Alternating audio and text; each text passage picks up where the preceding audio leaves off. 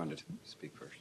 Yeah, Pete Forsyth, Commission member. And just in response to Commissioner Leonard, I think the characterization of what advice we took is inaccurate. The prevailing message that I understood from council in sending the question back to us was that you wanted input from the public and you wanted a deliberative process. And in response to that, I feel that we as a group generally did a very good job of seeking a variety of input. We had a number of, I don't know the exact number, but I think somewhere on the order of 5, 6, 7 people who gave significant and detailed response to the situation. And in my mind, the anonymous person was an extremely minor factor, and I really don't remember really putting much consideration into that. I just read your report. I'm just relying. I didn't listen to the discussion. I read your report, and you cited 2 consultants in your written report. One was Liskoff and one's anonymous. I suppose if I was you, I wouldn't have put that in the report then. Okay. Well, if I can just speak to what occurred at the meeting. Okay. There were the 2 specifics that I think were that in my mind framed the issue. Where if you were to look at kind of the 2 most high-profile political consultants that we got response from. Yeah, but who's the other consultant? You said you keep talking. Ari Chisholm gave a recommendation not to change the system, that 200,000 was an appropriate number. So to my mind, there was a range between either 100,000 and 200,000 between those 2, or if you looked at the entirety of the of what we looked at. There was 160,000 was another recommendation, and then there were others between 100 and 150.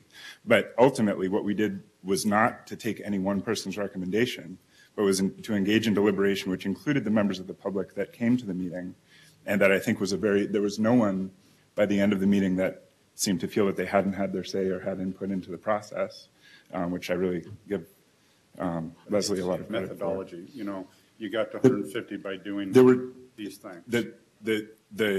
As the discussion progressed, the number of reasons to move in on a number like 150,000 seemed to increase as we looked at it from a perspective of time in the race and percentage that went to overall funds versus time-based funds, comparing a general to a special election. Did you have a methodology to do that? There was certainly a methodology for that.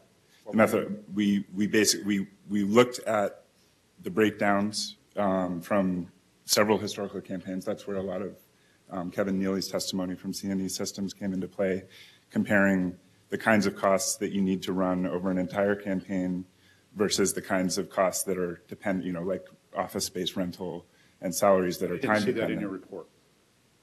Oh yeah, it's in here. There's a lot of data here there's these pie charts. So I'm saying the 150, I mean, I understand you haven't agreed with the 2 formulas that I have supported, but they're formulas. And I can sit down and explain them. People at the end of the day can say, I don't agree with the bottom line.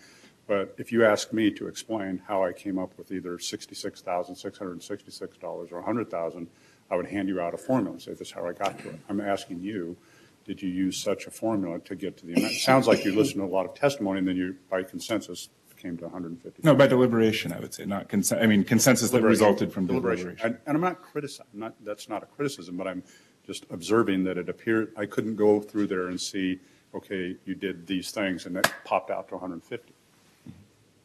So I think there were three elements to it. There was the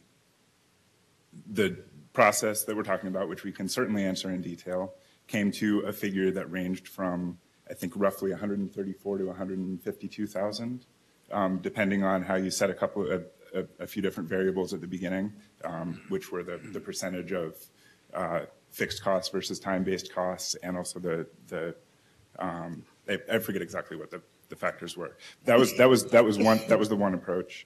Another approach was looking in general at the kind of turnout that you get in different kinds of elections. And to me, the salient point of that is that special elections that include city commission seats are roughly in the realm of what we see in primary elections, not general elections. So the idea of setting a number that's roughly similar to what we're setting in primary elections seemed to have some parity. And then the third consideration was that the candidates involved in the present race entered into it with an understanding of what the rules were that would be governing that race.